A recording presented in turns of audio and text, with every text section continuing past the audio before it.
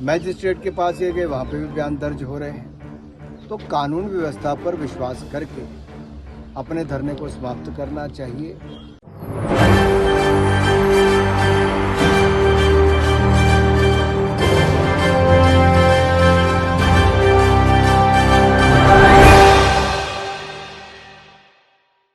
अनुराग ठाकुर कहाँ हैं? अनुराग ठाकुर खेल मंत्री भी हैं या सिर्फ दिखावा करते हैं? अनुराग ठाकुर पर सवाल जो खड़े हो रहे हैं उनके जवाब वो क्यों नहीं देते हैं?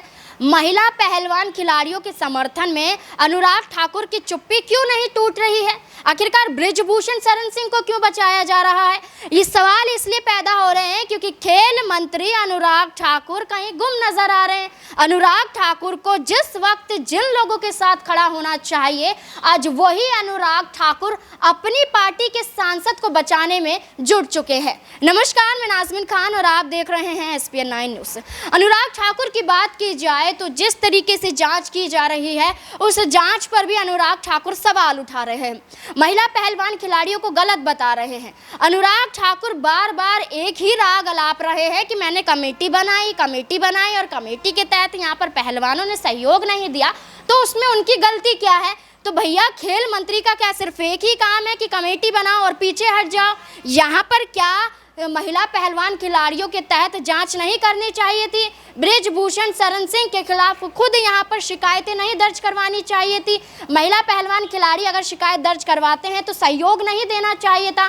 चलिए, आपकी पार्टी के वो सांसद हैं, तो ऐसे में अनुराग ठाकुर ने उनका बचाव किया, लेकिन यहाँ पर दिखावटी रूप में तो आना चाहिए था, क्योंकि यहाँ पर सिर्फ वो एक पार्टी से नहीं जुड़े हैं, खेल मंत्री भी हैं। जिस पद पर है उस पद पर रहते हुए उसकी गरिमा को समझते हुए यहाँ पर पहलवानों का समर्थन भी करना उतना ज़रूरी हो जाता है।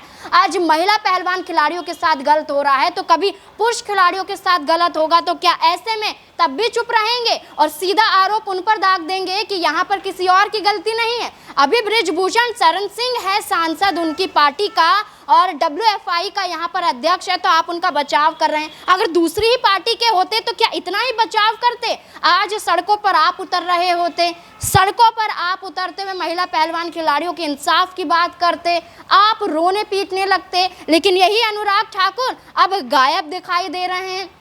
अनुराग ठाकुर की बात की जाए तो यहाँ पर ऐसे कहते हैं कि बबीता फोगाट को कमेटी का यहाँ पर अध्यक्ष बनाया गया था। कमेटी के जरिए जो बड़े बड़े चेहरों को उतारा गया था उसमें तो विनेश फोगाट की बहन भी शामिल थी, लेकिन उस पर भी सहमति नहीं जताई। तो साफ तौर पर देखा जाए तो यहाँ पर बृजभूषण शरण सिंह को बचाने के लिए अनुराग ठाकुर ने अपनी कमर कस ली है कि आप मीडिया के सामने जाइए, आप तमाम लोगों के सामने जाइए, लेकिन बृजभूषण शरण सिंह के खिलाफ कुछ भी मत बोलिए। तो ऐसे में क्या कुछ अब फिर अनुराग ठाकुर बोलते हुए नजर आ रहे हैं, देखिए इस रिपोर्ट में। कमेटी भी बनी, निष्पक्ष, उस पर उनके बात भी सुनी गई।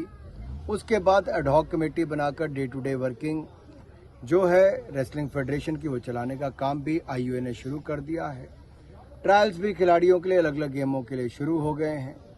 सुप्रीम कोर्ट ने भी अपना निर्णय दे दिया है और दिल्ली पुलिस ने भी FIR दर्ज करके बयान भी दर्ज करने शुरू कर दिए, जांच शुरू कर दी है। मैजिस्ट्रेट के पास ये गए, वहाँ पे भी बयान दर्ज हो रहे हैं। तो कानून व्यवस्था पर विश्वास करके अपने धरने को समाप्त करना चाहिए। वो सभी खिलाड़ी आए हैं, 12-13 लड़कियों ने बयान दिए, टोटल हम 15-16 लोगों ने बयान दिए कमेटी में, लेकिन कमेटी के मेंबर ही खुद बता रहे हैं। बबीता ने सामने आके बताया कि ऊपर नीचे करके बताया जा रहा है खिलाड़ियों के बयानों को। सर, हमारे पास प्रूफ भी हैं कि कौन लोग थे कौन नहीं लोग थे, तो ऐसा ना समझे कि हम हवा में तीर लगा रहे हैं किन लोगों ने क्या बोला है क्या नहीं बोला है। सर, चीज़ हमारे पास में है। क्या आप उस लिस्ट को साझा करने और रहे खेल मंत्री जी जब हम मध्यस्थता कर रहे थे, वो सिर्फ 1 मिनट के लिए 2 मिनट के लिए सिर्फ अपना चेहरा दिखाने के लिए हमारे पास आते थे। बाकी उनके अधिकारी चारों तरफ से, और कई बार ऐसा भी हुआ था मीटिंग में कि हमें डराया भी जा रहा था। चलो हम डरे नहीं, उसका हमने डर के कोई समझौता नहीं किया था। समझौता किस चीज़ पे हुआ था, किस लेवल पे हुआ था, वो अभी तक हमने अच्छे से क्लियर भी नहीं किया है। मैं आपको सही बताऊँ तो एक्चुअल में बात किसके कहने पे समझौता हुआ है, क्या अंदर बात हुई थी, पूरी बातें हमने अभी भी ओपनली नहीं बोली हैं। तो खेल मंत्री जी से पूछिए कि क्या आपने समझौता करते टाइम कितना टाइम खिलाड़ियों को दिया था? 12 मिनट टोटल नहीं दिए उन्होंने, 12 घंटे तो दूर की बात है।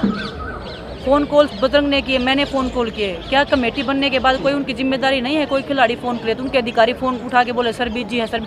क्या सर 1 महीने तक बिजी थे या 3 महीने तक ही बिजी चल रहे थे?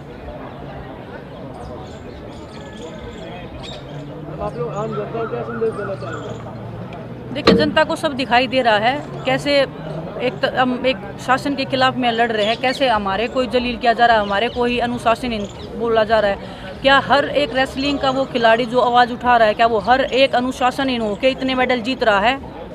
और जो ये लोग बोल रहे हैं कि हम अनुशासनहीन हैं या हम अनुशासन में नहीं रहते, क्या यही उन्होंने अनुशासन में रह के ओलंपिक में गोल्ड मेडल जीते हैं?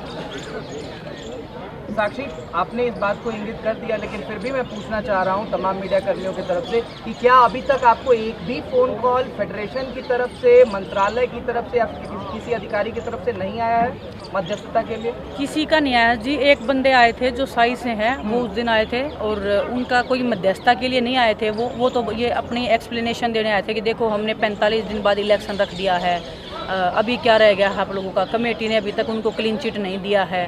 तो मैंने उनसे पूछा कि सर चलो मान ली, आपकी बात ही मान ली, वो कंपटीशन कैसे करवा सकते हैं? तो उन्होंने बोला कि गवर्नमेंट ने अप्रूव नहीं किया उसको हमने बोला कि आपने डिनाई भी तो नहीं किया ना। उन्होंने ऐसे भी तो नहीं बोला ना कि ये अप्रूव नहीं है और ऐसे ऐसे कुछ भी आपने मीडिया में और कोई, जब विनेश और बजरंग जब ट्रेनिंग के लिए नहीं जाते तब तो सोर्सेज के हवाले से निकाल दिया जाता है कि मिनिस्ट्री उनसे खुश नहीं है। तो क्यों नहीं ब्रजभूषण के खिलाफ में निकाला कि हम बिल्कुल ब्रजभूषण से खुश नहीं हैं कि वो इतना सब होने के बाद भी वो कंपटीशन करवा रहे हैं? और क्यों नहीं उन्होंने खिलाड़ियों को बोला कि आप उस कंपटीशन में मत जाइए क्योंकि वो इलीगल कंपटीशन करवा रहे हैं? टाइम में 21 तारीख का हमने हमारे बड़े बुजुर्गों ने कॉल दिया है, अगर तब तक कुछ फैसला नहीं होता है तो उसके बाद हम कोई बड़ी कॉल ले सकते हैं। तो दिल्ली के महिला संगठन है या छात्र संगठन है, जितने भी संगठन है, किसान संगठन है, सबसे हम कांटेक्ट में हैं और बड़ी कॉल हम ले सकते हैं 21 तारीख के बाद में। हम सिर्फ प्रोटेस्ट साइट पे ही बैठ के, जंतर मंतर पे ही बैठ के सिर्फ हमारा प्रोटेस्ट को आगे नहीं बढ़ाएंगे। हम यहाँ से जंतर मंतर से बाहर जाके भी हम अपना प्रोटेस्ट को बढ़ाने का काम करेंगे, क्योंकि हमें ऐसे फील हो रहा है कि हमारा जो ये प्रोटेस्ट है इसको बिल्कुल बीचने का काम किया जा रहा है, बिल्कुल जेल में तब्दील करने की कोशिश की जा रही है। तो हम इसको जितना हम ओपनली जाके हर जन तक पहुंचाना चाहते हैं, क्योंकि देश की बेटियों की लड़ाई है। ये सिर्फ कुश्ती की और कुश्ती की महिला खिलाड़ियों की बात नहीं है, ये हर उस स्पोर्ट्स पर्सन की आवाज है, ये हर उस महिला की आवाज है जो अलग अलग क्षेत्रों में अपना काम करती हैं और जिनके साथ में शोषण होता आया है, जो अपनी आवाज को उठा नहीं पाई है।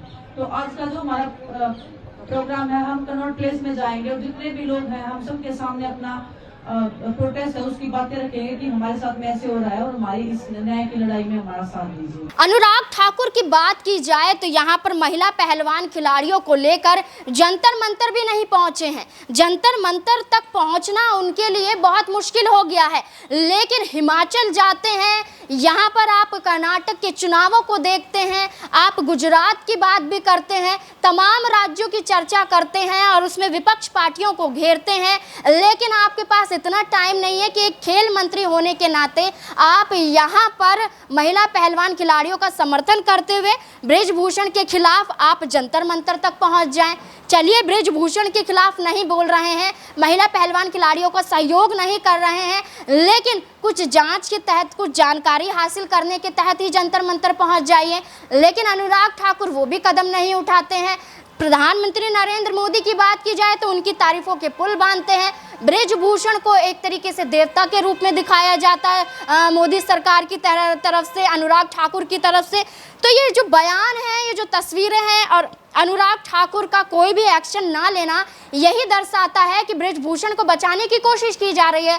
लेकिन यहाँ पर महिला पहलवान खिलाड़ियों ने भी अल्टीमेटम दे दिया है, अगर 21 मई तक यहाँ पर कोई फैसला नहीं सुनाया जाता है, अगर सरकार चुप्पी नहीं तोड़ती है, खेल मंत्री कोई एक्शन नहीं लेता है, कमेटी जो बनाई है उसके बावजूद भी अगर कुछ नहीं होता है, तो सीधे तौर पर अब बहुत बड़ा आंदोलन देखना पड़ेगा, जिसमें यहाँ पर अनुराग ठाकुर भी फंसते हुए नजर आएंगे और चाहे ना चाहे उन्हें जंतर मंतर तो पहुंचना ही होगा। तो ऐसे में अब आप देखेंगे कि ब्रिजभूषण की मुश्किलें फिर से खड़ी होती हुई नजर आएंगी। इस मुद्दे को लेकर आपकी क्या राय है कि क्या ब्रिजभूषण के साथ अनुराग ठाकुर की भी गिरफ्तारी होगी?